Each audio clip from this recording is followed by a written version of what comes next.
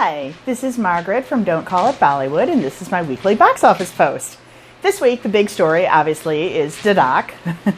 And the big thing to know about Dhadak is it's doing well, but not nearly as well as is being reported. It was only released on 99 screens in America, and it only made about $3,000 per screen. That is less good than, for instance, Humpty Sharma did. I'm not looking for a record-breaking per-screen average, 5,000, 6,000, 7,000, nothing like that. Nothing near as good as, for instance, Vera D. Wedding did.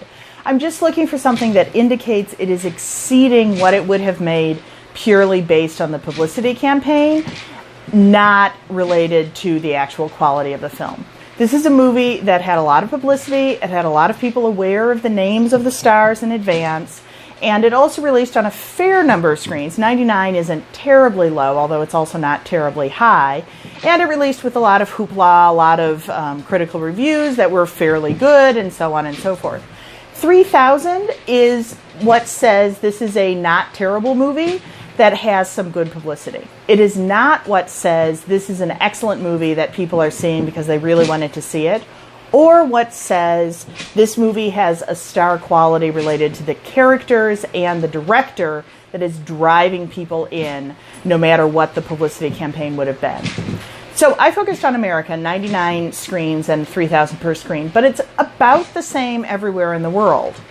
Depending on where you are, it's higher or lower. The UK and Germany in particular, low per screen average, much higher number of screens than in other places, which makes sense because the Dharma brand, and particularly the tragic love stories of the Dharma brand, have done very well in UK and Germany in the past. So I can see why they would have released big there and expected a larger profit, which they're not quite getting. I want to take that apart from Dhadak in particular and just say that in general, that might indicate that the UK and Germany audience is turning away from romantic tragedies. Nothing's been doing terribly well in those two places lately, except for Sanju. So it's possible that they're looking for something more like Sanju that has a slightly lighter touch and is less romantic and more sort of comic slash intellectual slash I don't even know what all. And Dhadak is just not the kind of film they'd be interested in anyway. The reason I wanted to start on Dhadak is because it's getting a lot of promotion as breaking records and blah-de-blah-de-blah. The important thing to realize is that you can break any record you want, depending on how you frame the question.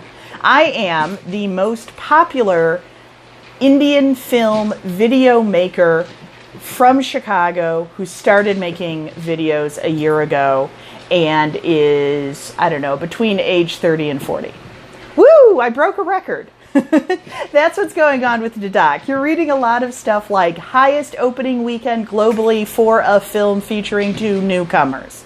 Well, what does that even mean? I mean, are you excluding Student of the Year because it had 3 newcomers and therefore shouldn't be included in this? You're looking at global, not national, or national, not global. There's a lot of ways you can slice the numbers up and have them say whatever you want them to say.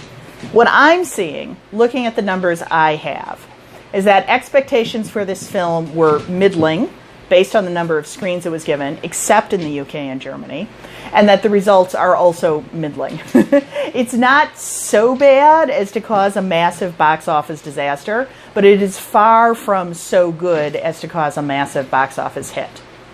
Sanju, meanwhile, is continuing to plug along. It's making a little under $1,500 per screen. It's still on a very large number of screens, which surprises me. Surma is taking a deep dive.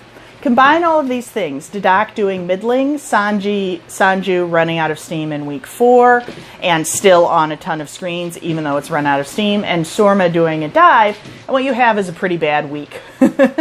Things are just not doing that well in the Indian film market. And it's not just Hindi. The Punjabi new releases and the Telugu and Tamil new releases are also not doing terribly well. This is about the same place that the market was in last year when Mubarak Khan became a surprise sleeper hit.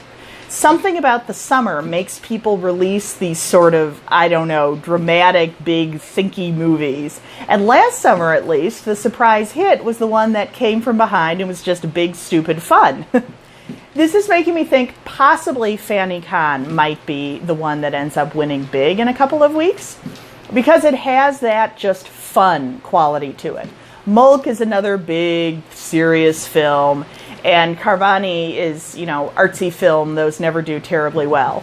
But it's also possible there's a history of those big sleeper hits over the summer as well. Pink was a big hit. Mulk is clearly imitating it.